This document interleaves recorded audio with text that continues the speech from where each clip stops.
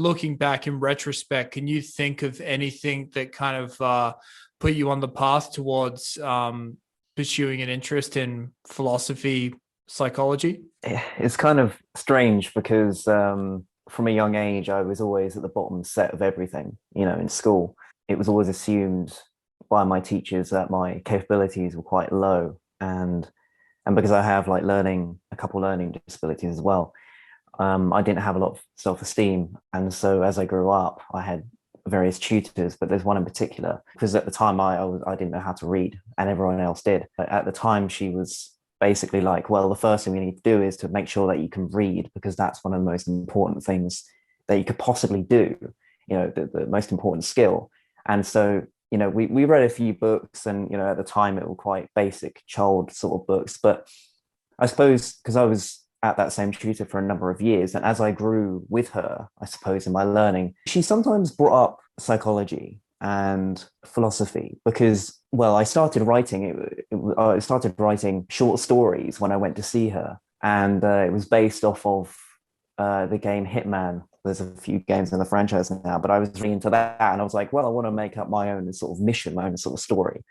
And she'd help me with that. Yeah. And I sort of got a taste for writing there as well. But and also I had some wacky ideas as well, like microchips being put in your brain, things about the future. And I honestly don't know where it even came from. I mean, I suppose I watched films, and my dad's an influence on me as well because he likes to talk about those sort of things as well. But yeah, I don't know. She sort of brought up this word psychology, and I didn't even know what it was at the time. And she was like, "Yeah, you probably be, you might be good at that."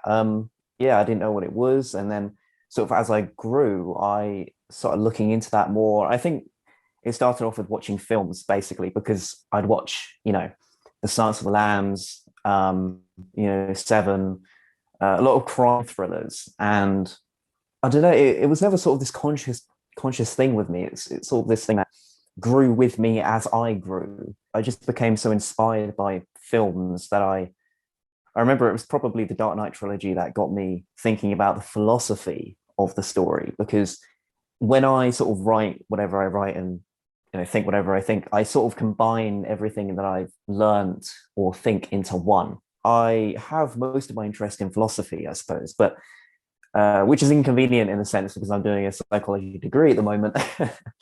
I like to mix them basically, and that's what I did. I saw a film, like The Silence of the Lambs, and I'd say, what's the psychology of these characters? How does Hannibal Lecter operate as an individual? What is he? What is under that mask that he adopts to Clarice Starling and so on? Inevitably, that leads to philosophy because the why is where all of the philosophy begins.